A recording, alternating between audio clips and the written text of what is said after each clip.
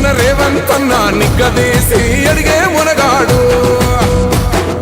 వీడు భూమిన వానైతాడు బీద సాదల ధైర్యం వీడు దొంగ దొరల భరతం పడతాడు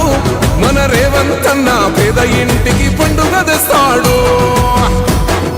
సోనియమ్మ దివెనతోని రాహులన్న సైనికుడయ్యి పెద్ద కొడుకై యుద్ధం చెయ్య సిద్ధమాయే రేవంతన్న మూడు రంగుల జెండా పట్టి సింగమోలే కదిలినాడు ఒక్కరో కాంగ్రెస్ సూర్యుడు మన రేవంతన్న నిగ్గదీసి అడిగే మునగాడు